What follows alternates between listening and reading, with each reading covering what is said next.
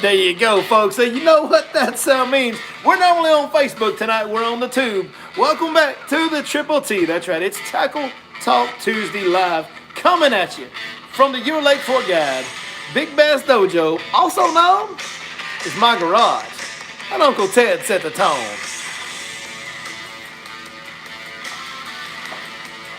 Yeah. Love me some Uncle Ted. Just a little freedom in your ear to get this thing going the right direction.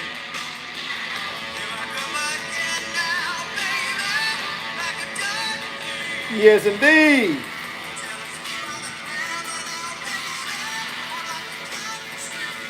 I hear you, Ted. Come on. Come on. Yeah. Come on, come on, come on.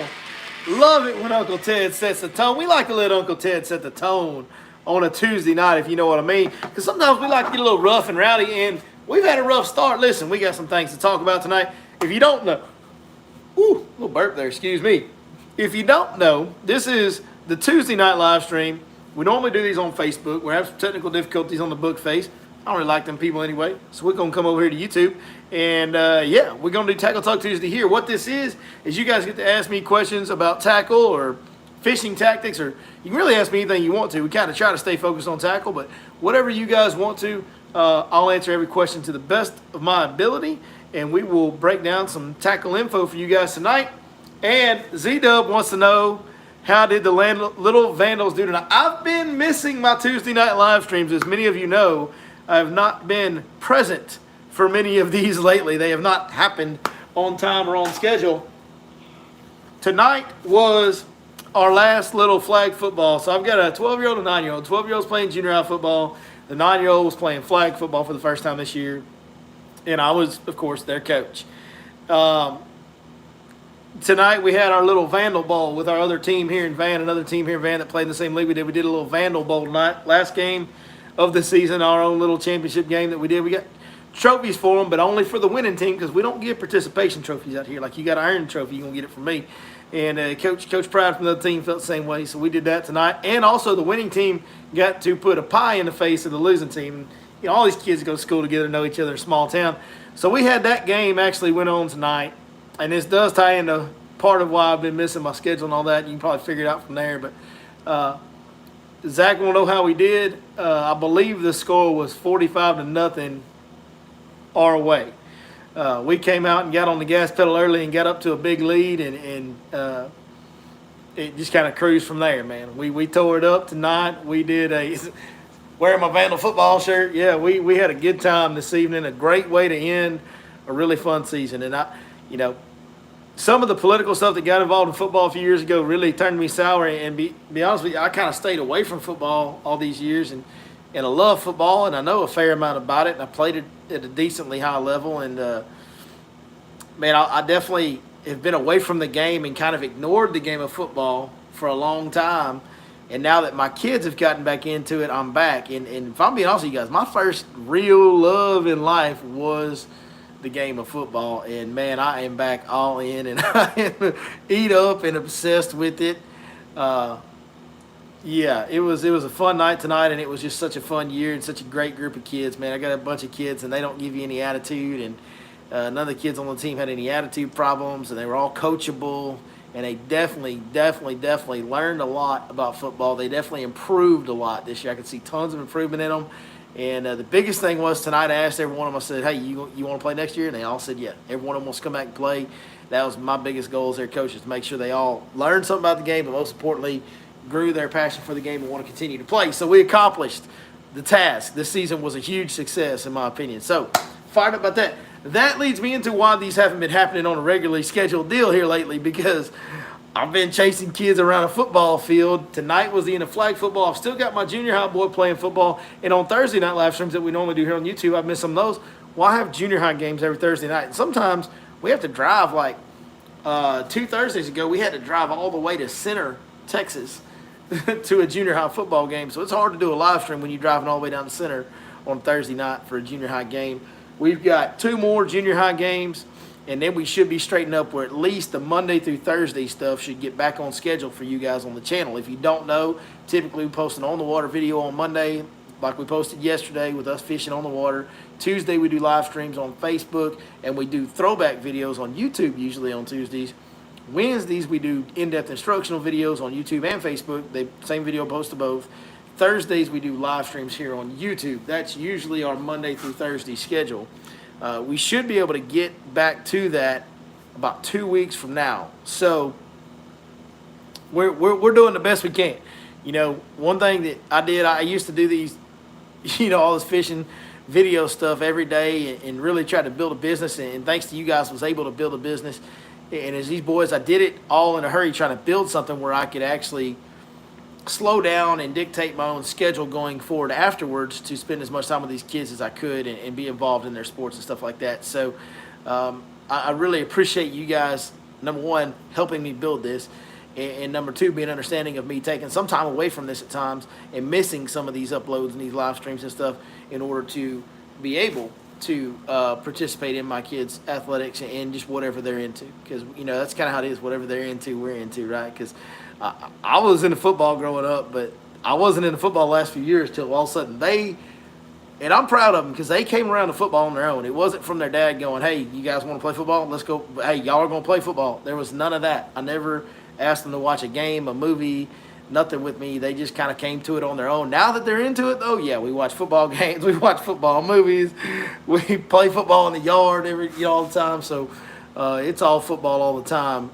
this fall for us, and we've had a blast doing it. And can't thank you guys enough for allowing me to do that, because y'all are truly the ones that have allowed me to build a business that allows me to have the flexibility to be involved in all that. So thank y'all from the bottom of our heart. Seriously, it means a lot to us. Thank you very much. Now, that being said, let's start talking about some tackle, because this is Tackle Talk Tuesday. So like I said earlier, if you don't know, man, dial up some tackle questions, fire them into the comments. Also, while I got you here, if you don't mind, man, hit the thumbs up, give me a like. That'll help us out.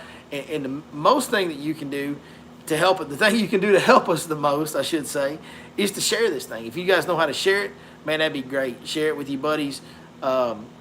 Subscribe to the channel, turn on the notifications. I mean, you guys know all the stuff. All these YouTubers, all these tubers, dude, they all ask you to do all that stuff. Y'all know what to do, man, but it does help. So if you enjoy a channel, enjoy the information that we give, you want to help us grow and be able to reach more people and help more people, which is what we're all about here at Your Lake Fork Guide, that's the way to do it, man. Liking it, commenting, sharing, subscribing, that's how you help us out. We sure do appreciate it. So we've got some side conversations, as always, as I see going on in the comments between some of our old viewers and members, and some of my close personal friends are in there chatting with each other in the comments, and that's great. I love that. But if you guys have tackle questions, go ahead and fire them in, and I will be happy to answer them. I will tell you guys this, since I don't know if we'll be able to do a live stream this Thursday because of junior high games, I'll go ahead and give you guys a little brief rundown of Lake Fork. Coach Radio. I see my buddies in there having their own conversation, and they talking trash about me. That's I would expect nothing less from this group, right?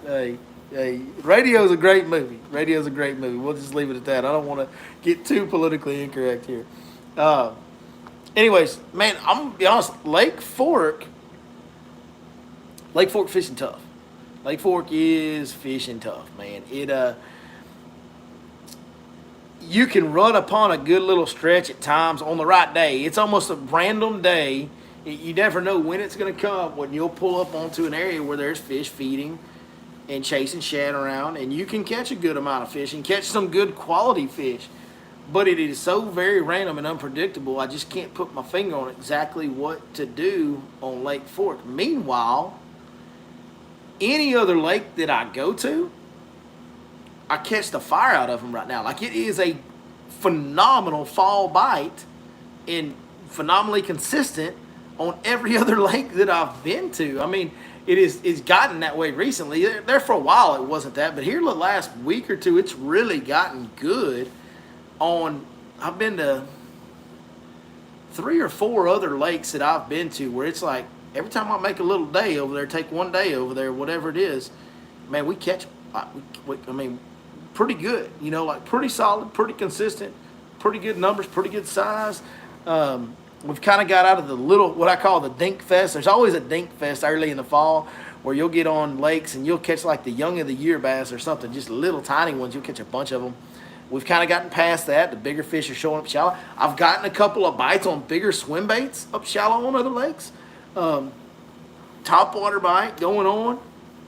But for whatever reason on Fork, you might have a little stretch of that on a given day, but it's not consistent throughout the day, and it's not consistent day to day.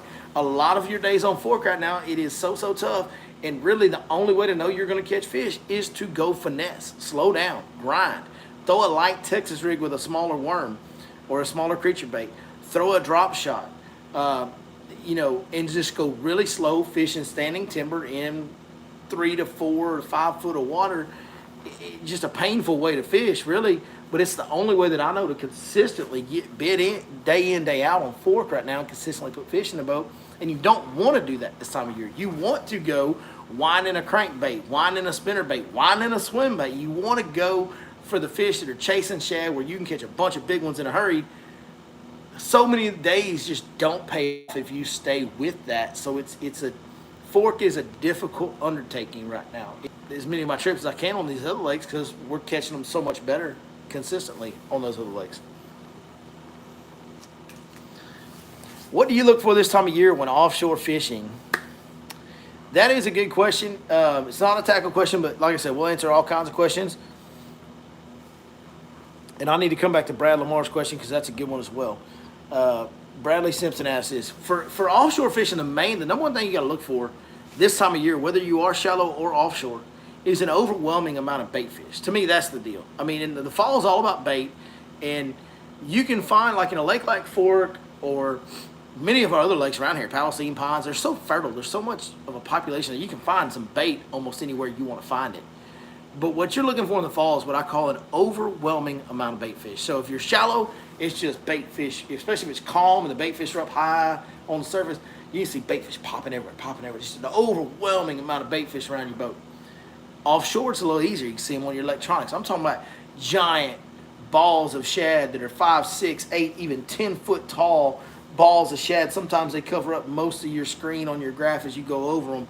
Huge amounts of bait fish is what you're looking for. And then on top of that, what you're going to find offshore, in my experience this time of year, is you're going to find a mixed bag. So you're going to find white bass if they have them. You're going to find crappie. You're going to find brim. You're going to find catfish. And you're going to find largemouth all in the same spot. All those fish sitting there, all those predatory fish sitting there picking on those shad. And a lot of times the bigger bass are actually picking on the smaller predatory fish, the white bass, the yellow bass, the crappie. Those big largemouth sometimes are picking on and eating on things like that. So that's why it becomes important sometimes to target, to mimic bigger bait.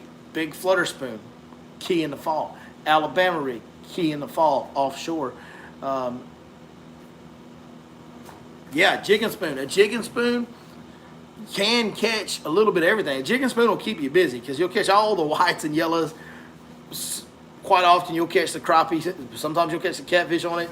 And yes, you will catch largemouth bass, even big ones at times, on a jig and spoon in the fall. But the main thing I'm looking for when I'm offshore is an overwhelming amount of life and bait and just all kinds of fish on the offshore structure. It will be huge amounts of life out there if it's going right. Hair jig slow could be a good one. That's a good suggestion. All right, Brad Lamar says, what's a good bait for fishing riprap? I will tell you, riprap is a great fall cover type. If you're fishing a lake that has a Lake of the Pines, with it being low, has some riprap areas. Palestine has some riprap areas around docks, like rock retainers around docks and things like that. The DFW lakes all have a ton of riprap. I mean, they all have a ton of riprap. You know, whether it's Hubbard, Grapevine, Louisville, it doesn't matter. They've all got a bunch of riprap. Riprap is phenomenal cover in the fall. And to me, especially this time of year, the best bait to throw in there is a square bill. A square bill is going to allow you to cover large, expansive areas of riprap, and it's going to catch fish. Like, bounce that square bill off those rocks. You're going to get bit on just about every lake you go to that has riprap.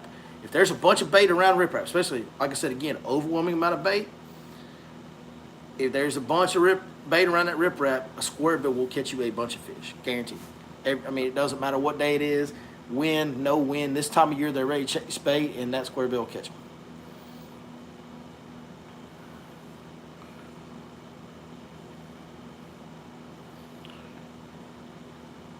Somebody asked about yo-yoing a blade bait. You know, a blade bait is just something that I probably should know. I've never thrown a blade bait ever in my life, and it's a hole in my repertoire, so to speak. But I've just never fished with a blade bait.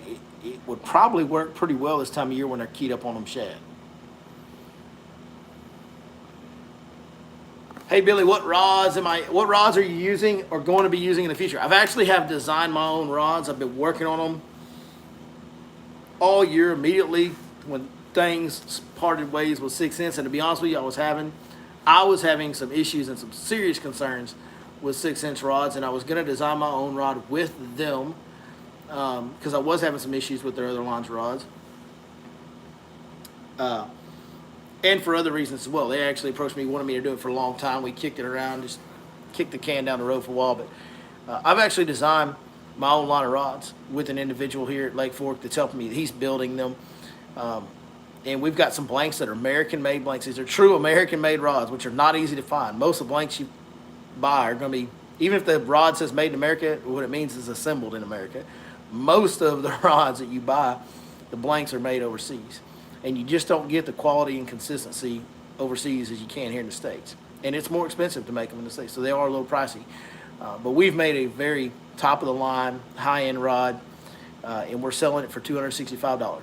So it's for the rod you're getting. I guarantee if you put this rod in your hand and you put a $400 rod in your hand, you're not going to feel any different. There's no difference in them.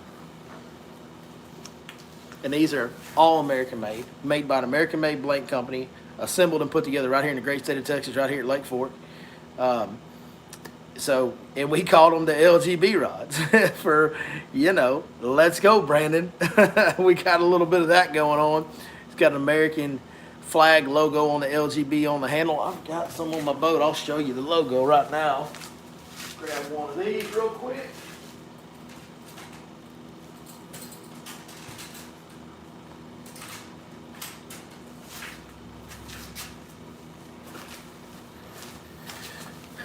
So there's the logo on the handle, LGB, woven carbon fiber handles. Like I said, blanks, eyes, everything's made to be extremely durable. It's extremely light, extremely powerful. Man, this thing is, I don't know how else to tell you it's great, but it got my stamp of approval. I designed it myself, designed the way it looks. Definitely have been fishing the blanks, several of the blanks for quite some time now. Put them to the test. Put a lot of stress and strain on them, and they've held up. I have not had not one single issue with any of these blanks that I've used. So very, very good rods. And they're available at yourlakeforkguide.com already. They're ready to go. They're ready to sell. Available at yourlakeforkguide.com. They're also in the store already. They're ready to go. They're ready to sell. Available at yourlakeforkguide.com. They're also in the store at Lake Fork Marina at the Tackle Store. At Lake Fork Marina at the Tackle Store if you want to go check them out in person. They're available there as well. Or if you want to go check them out in person, they're available there as well.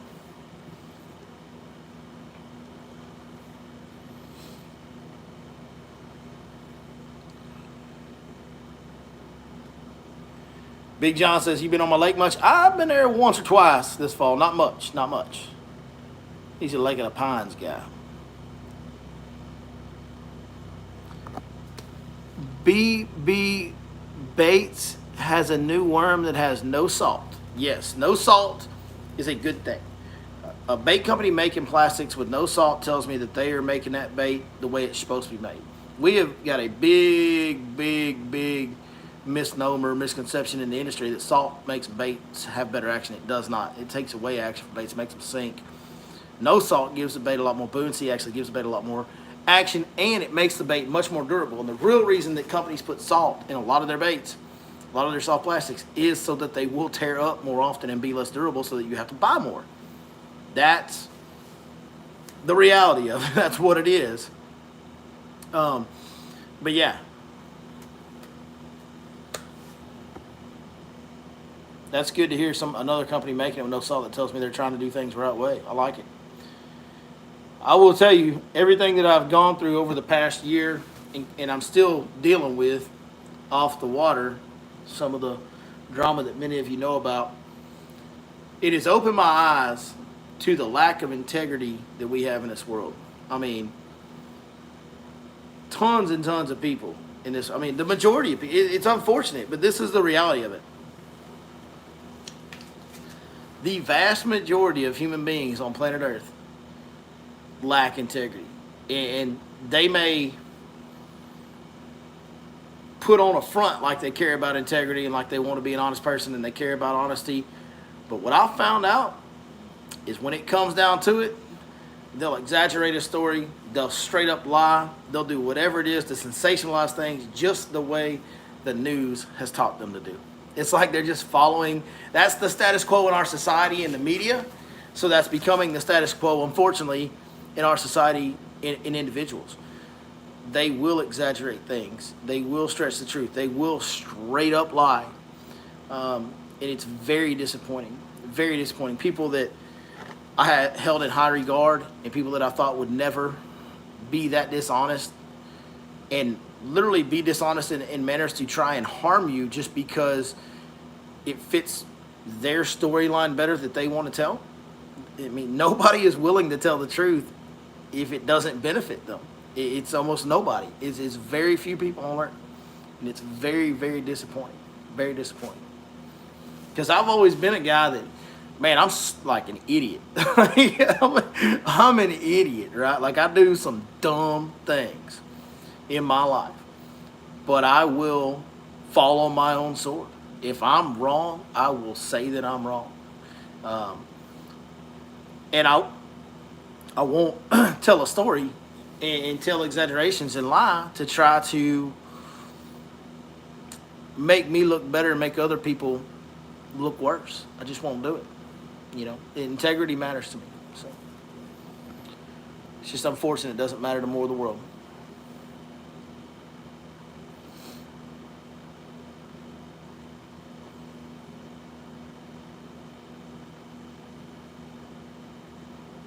Been having a bunch of cold weather in Nebraska, lower to mid-30s at night. Is it time to use straight cold water tactics? It just depends on what your water temps are.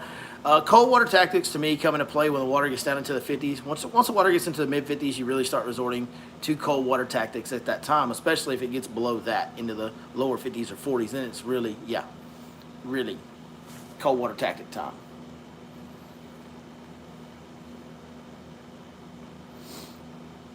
When do you use boot trailer and when do you use a Zaco style? For Chatterbait's trailers is what we're talking about here with Ripping Lips. Appreciate it. So here's the deal. For me, what I found over the years is I will use the Lake Fork Tackle Live Magic Shad. The Zaco, guys, I don't think the Zaco is nearly as good as the Lake Fork Tackle Live Magic Shad. I fished them both side by side. I'm not sponsored by either. But I'm just telling you, I think the Lake Fork Tackle Live Magic Shad is the best overall chatterbait trailer that's ever been made. I think you could throw that year-round, and you'd be just fine. Like, it is the best chatterbait trailer. I do think there's something to throwing a boot tail trailer is when the water is warmer. So, in the spring, when the water starts getting up 75 or above, 80 especially, I'm going to throw a boot tail trailer. I'll even go to a fluke-style trailer. Now, I like the M Pack Shad, the Mark Pack Shad, that has the jointed fluke. I like that one the best during the hot summertime if I'm fishing around grass in the summer. But in the middle temperatures, say 72, 75 up to 80, low 80s, that's when I think the boot tail shines. Anything below that, for sure, is the Lake Fork Tackle Live Magic Shad. For me, anyway. For me, it's corn. I need to make a it's corn TikTok with the Live Magic Shad on a chatterbait.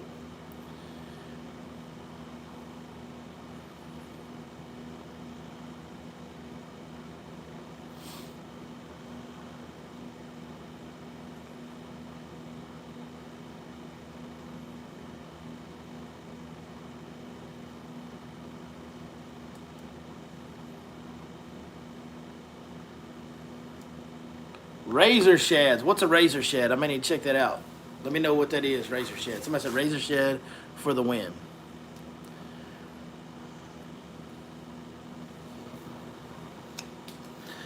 He said he thinks that a boot tail on chatterbait affects the action of the blade. Well,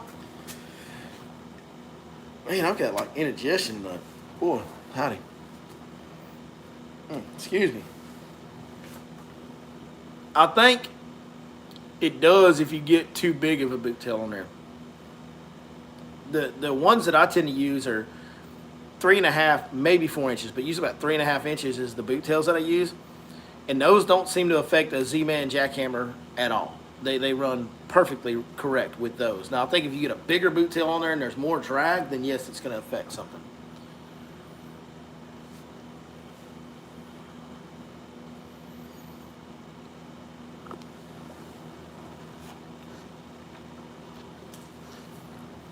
Big swim bait, like a 7 or 8 inch, 8 inches what he said, or big top water for bass over 5 pounds right now. Water tip 70 in Central Texas.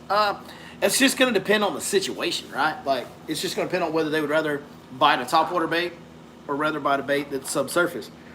If both of those baits, if you're throwing a bigger topwater, you're going to have a tendency to draw a bigger bite. If you're throwing a bigger swim bait, you're going to have a tendency to draw a bigger bite. That's just going to be a situational thing. If you're seeing a lot of surface activity, a lot of times with topwater guys, it's I think sometimes we want that topwater bite. We try to force that topwater bite. But really, just listen to the fish. Like, have one tied on ready to go. If there's a lot of bait activity on the surface, if you see that the bait is on the surface, or especially if you see bass busting or chasing shad along the surface, shad flush, what I call flushing, when shad goes whoosh and scatters on the surface, hey, that's a bass chasing them right there. If you see that, or just a lot of bait activity, throw the topwater. If you're not seeing surface activity, throw the swim bait. I got asked up in the comments if I'm coming out with spinning rods. Also wondering. Okay, we can do a spinning rod. Okay, if you want a spinning rod, I don't fish spinning rods. I mean, really ever, honestly. I throw a weightless whacking worm on a bait caster. But we have a 6'9" medium blank that would make a great spinning rod blank. See, we can make a spinning rod out of any blank. We can. It's easy to do. It's easy to do, and we can do that. Now, it'll take us a little longer to get your order to you because we got to custom build it. But if you want that, email me through the website there, yourlakeforkguide.com. We have an email listed on there. You can email me if you're wanting to purchase a spinning rod, and we can make you a spinning rod. Easy, easy. We can make it out of our existing blanks.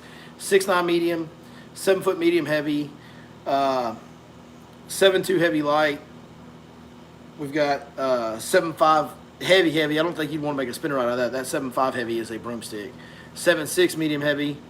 And then, of course, the big swim bait rod, you're probably not going to make a spinning rod out of that either.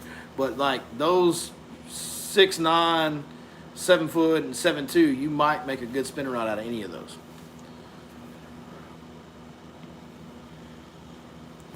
Rippin' Lips says he finished 18th on the James in the regionals this past weekend.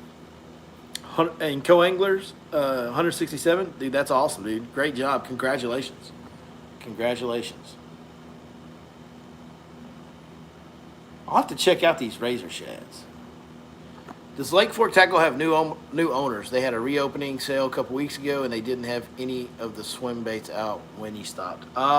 They may have just been sold out. I don't know. They may have had a big order to fill for Bass Pro or something. They do have new owners. Yes, they have new owners. Unfortunately, terrible loss for the Lake Fork community, but Mr. Ronnie Parker, who owned and operated Lake Fork Tackle for a long time, he passed away earlier this year. And after he passed away, it was sold.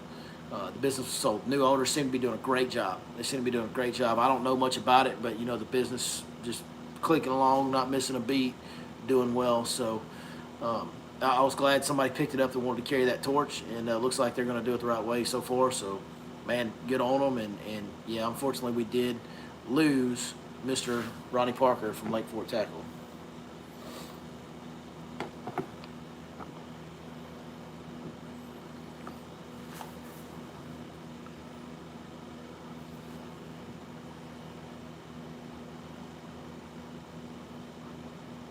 Need more Skeeter Bug? Yeah, Skeeter Bug hadn't been on the channel in a while. That's right. We need to get Skeeter Bug back on the channel. She's doing just fine, man. She's in the house, probably irritating the fire out of the princess. This princess lady's in there.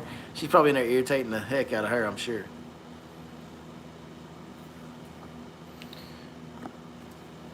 back on the topic earlier with the yearling bass everywhere mixed with adult fish, do you fish baits that do not fit their mouths or do you just weed through them?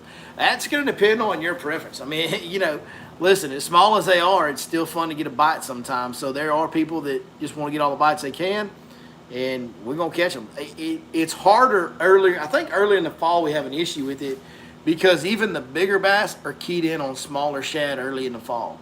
We've gotten to that point in the fall now where we can throw some bigger baits, chatterbaits, bigger swim baits, things like that. Those young of the year bass, they really can't eat those things, so you don't have to worry about it. You're still going to catch some smaller bass in the fall. That's just part of fall fishing. It's more of a numbers thing, and you can and will catch bigger fish in the fall. Don't get me twisted. We have some phenomenal days in the fall on big bass, but along with those, you're going to catch some 2-pounders. Like, it's going to happen, but that's not what we're talking about here. We're talking about little tiny baby ones that early in the fall you catch a bunch of, and I think it's a combination of them all being just getting big enough to really bite you, any kind of bait you throw, and also you're throwing smaller shad replicating baits because that's what the fish are focused on, and at that time you just kind of have to go through them and weed through them, in my opinion.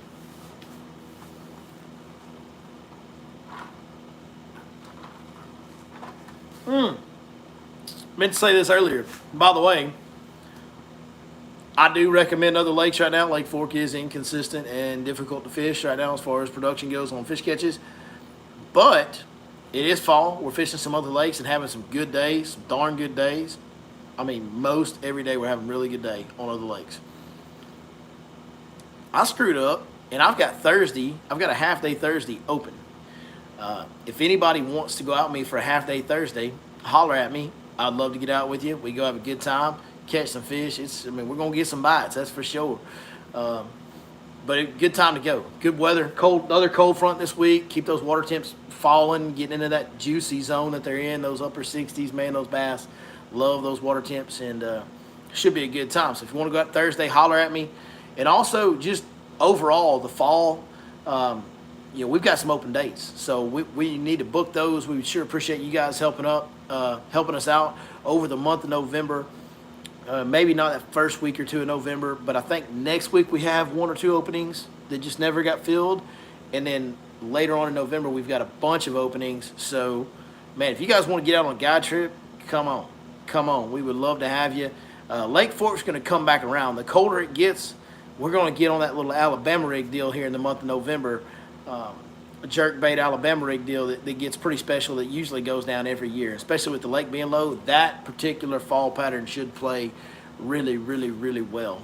Yeah, and there'll be some live sonar involved in that as well, I'm sure. It'll be one of the few times you can actually use live sonar with customers throughout the year.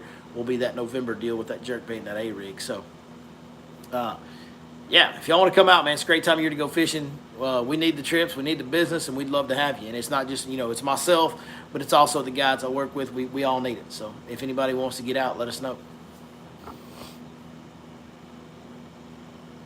Yeah, hunting season. Yeah, lake always gets a lot less crowded around hunting season. No doubt about it.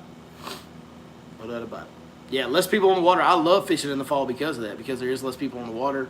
The fish are feeding. I mean, when you find them, they are feeding. I mean, that is a fact, Jack. Like, it's good. And but we got to keep the guidebooks full. We're not going to be able to afford to keep going fishing. We don't do that. So, yeah.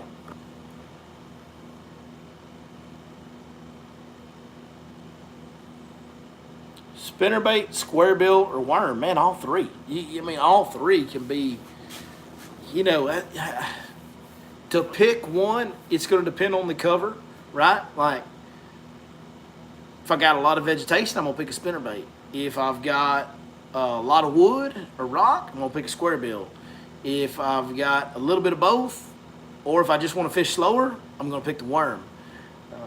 A lot of your bait decisions need to depend on what cover is present, in my opinion.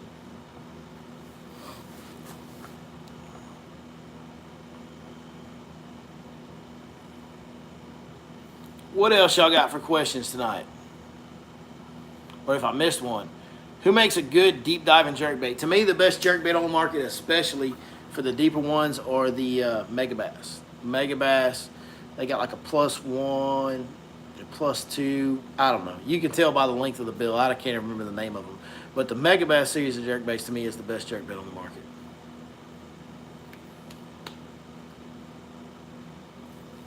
Yeah, can't spend any money right now unless it's necessary. The economy's tanking. I think that has a lot to do, man. I see a lot of guides posting about this opening and that opening, and I do think some of that economy doom and gloom is playing into some people spending money. What's funny is, obviously things have gotten way more expensive. Inflation is killing everybody. It's killing guides in the guide business. You know what, the gas cost alone is killing us, right? And then, you know, we got more expenses just like everybody else does. But I get it, man. It's tough. It's tough. And what's kind of funny is, you know, when Trump was president, man, booking guide trips wasn't a problem for anybody, dude. And we got a bunch of new guides while Trump was president, and we still get new guys that show up now. But you know, the longer we get into this Biden administration, I see the number of guide trips that are going out on the lake. I see the number of guides, boats with customers in them that when I'm at the lake go down and down and down over time. I see it. I see it. I understand it's tough, man. I understand it's tough. And if that's the case and you can't book a trip, you can't book a trip. I understand. I'm not asking anybody to stretch to book a guide trip by any means. I would never do that. But if you're looking for a guide, if you're thinking about getting a guide and you want to spend that money, man, we sure do appreciate the opportunity to take you out.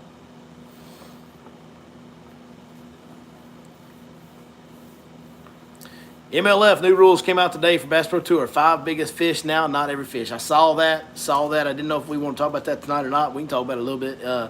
Man, you know, this is what I feel like it should have been. If you went back to the first year of the Bass Pro Tour, I don't know why I just assumed this, but like when they decided to do the Bass Pro Tour, I assumed this is what they were going to do.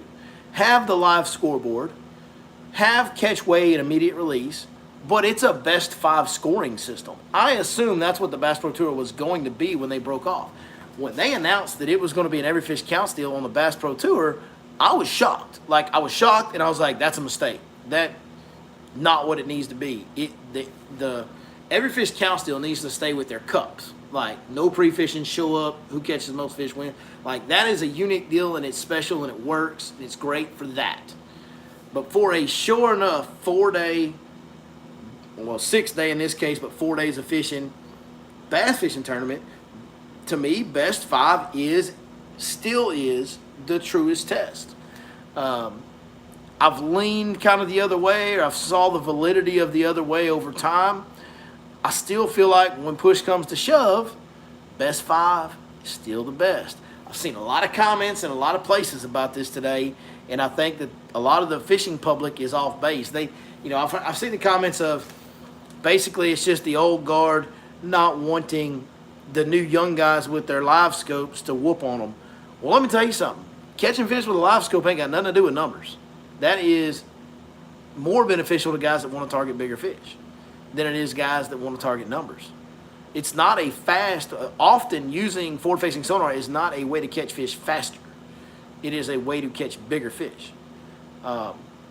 Or catch fish when it's just tough. Like, actually catch more fish when it's tough. That's the one time you do catch more numbers, when the bite's tough. But, man, it's not about protecting the old guard or playing at a disadvantage to Jacob Wheeler. Guess what, guys? Jacob Wheeler was winning tournaments at Best 5 before they had this deal, before Bass Pro Tour existed. He won Bassmaster Elite Series events. He won FLW Tour events, won Forest Wood Cup. Like, it's not going to change the guys that are at the top. That's not what's going to happen. So it's I'm excited. I'm glad. I think it's what it needed to be from the beginning. I got to applaud MLF for this. You may agree or disagree with a lot of things that they do, but they are willing to adapt and try new things to get the best product and provide the best product for us as bass fishing fans. You have to love that. You have to love that, right? You got to love an organization that is striving to change things for the better constantly. They're trying. At least they're trying. You may not always like their decisions. It's the most interesting man in the world. That's right. That's my boy, man. Listen, you know you're on the right live stream when the most interesting man in the universe is hanging out talking fishing with you, right? Yeah, Sue Cup, doing great. Not just because Bass Tank Education Project. Yeah, so John Sue Cup Congratulations. He has become somewhat of a friend. He's become a telephone friend. What I call a telephone friend. We talked on the phone several times. I've got all respect in the world for John. I think he's a really good dude from what I can tell. And he qualified for Bassmaster Elite Series. We need to do a Sunday night live stream one of these days and go over everything that's going on with the Bassmaster qualifiers and all that, because one of them is John Sukup. And that's a guy that I like a lot and have a lot of respect for. And I kind of knew he was going to make it all along. But, of course, you can't say that. You don't want to jinx anything. But old Soup Cup, man, he's a good dude. He's a good dude. I was happy. Congratulations to the Soup Cup.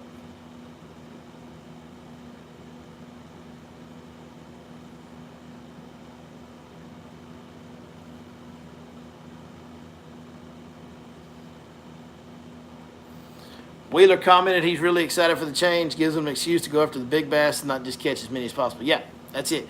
You know, listen, Jacob Wheeler is not the best in the world because he just happens to be more talented and better at catching more numbers of fish than other people. That's not why. Jacob Wheeler catches more numbers of fish than everybody in that format because he outworks them. He does. He outworks them, guys. I've seen it firsthand.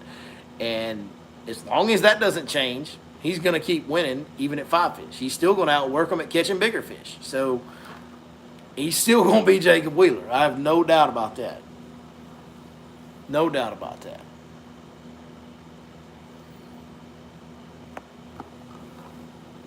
Cheers, y'all. It's the Triple T.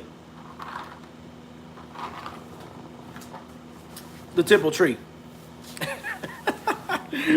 That's just tea in a cup, so we shouldn't be talking like that just yet. What y'all think about it? Y'all want to keep going for a little while longer, man? Drop me a couple more questions, and we will keep on answering them. And otherwise, we're going to start easing out of here in a minute because I got to get up and go fishing in the morning.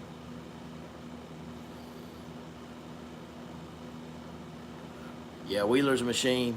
Wheeler's definitely a machine. I mean, it's, I've told a few people this, but they had that tournament at Fork in February, and he was down here January. I don't know, right before the on the water off limits kicked in, like right before that, he was down here in some nasty weather. Like there wasn't nobody on the lake. I was out there and not very many others.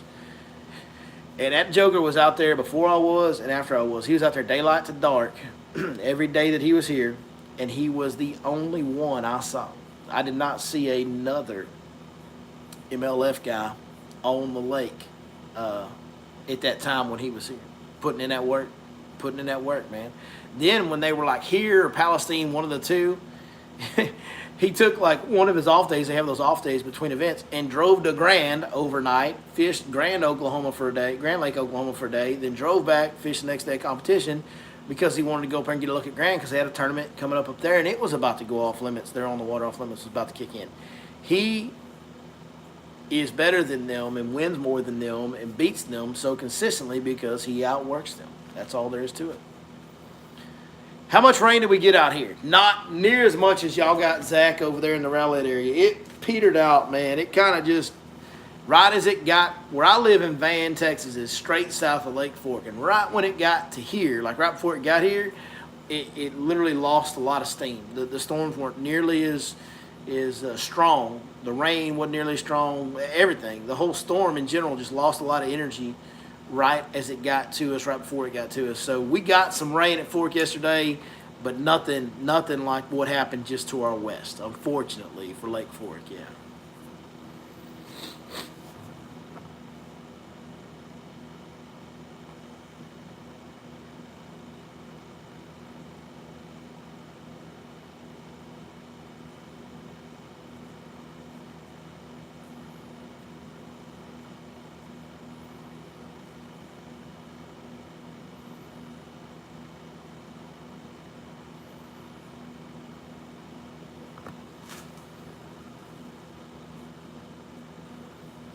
Ripping Lips says fishing MLF is the best thing he ever did. There you go. There you go. I mean, there's some things, listen, we can sit here and pick them apart. Like, there's some things I don't like, like, I don't like how it seems that none of them ever get called, like, off the Bass Pro Tour. Like, to me, they should be bringing in 10 new guys a year from FLW and kicking 10 off. They're not doing that. They haven't kicked anybody off yet that I know of. off the MLF tour. But they need to cull the bottom guys out and bring the new guys in to keep the fishing talent and the competition level at the highest they possibly can. I think that needs to be something they do, and they're not doing it, and that's frustrating. I like the move they made to 5 fish. I think it's a good move. I don't think it's that big of a deal, honestly. I really don't think at the end of the day it's that big of a deal, other than us hardcore tournament bass fishing fans that have been around forever that are gonna watch anyway. A bunch of guys say, well, I'm not gonna watch them catch every fish. I'm not gonna watch them at Dink Fest, blah, blah, blah. They're still watching. Those guys that are hardcore enough about bass fishing to care about the format, they're still watching. I assure you they are. Most of them are. There's some that won't watch because of that. Most of them are still watching. So I don't think the format change is nearly as big a deal as people are making it out to be. But like I said, you got to applaud an organization that continues to try to give you the best product they can. I think part of that, though, needs to be, I don't care if you're a part owner in this or not. I don't care if you're a good old boy that's been around the bass fishing world forever. If today, this year, you can't fish as good as the rest of them, you need to go out and a new guy needs to try. That's what needs to happen. And then if he wants to come back in bad enough, he'll go down there and fish FLW Tour or whatever it's called now and qualify back in. And if he doesn't, then he'll just fade away like people do in this sport. And that needs to happen. Have I seen the new stuff called Bait Pop? No, I haven't seen that. Can't wait to see it, though.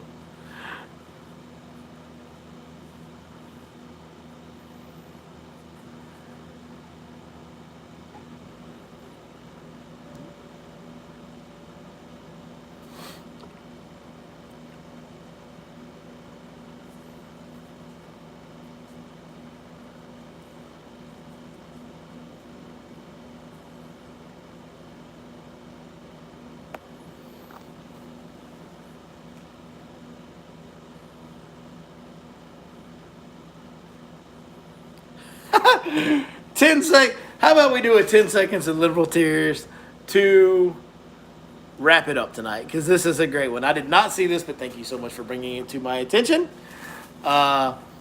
Did you see the governor for Utah said vote Republican, and all the liberals said they would leave the state?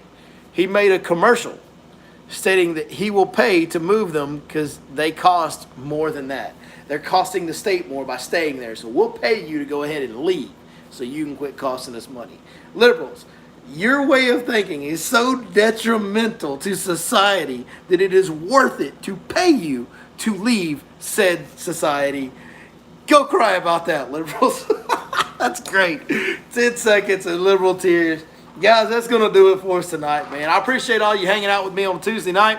We're going to try to get these back going more consistently. I should be off on Tuesdays from now on. We had the championship flag football game night. It's over with.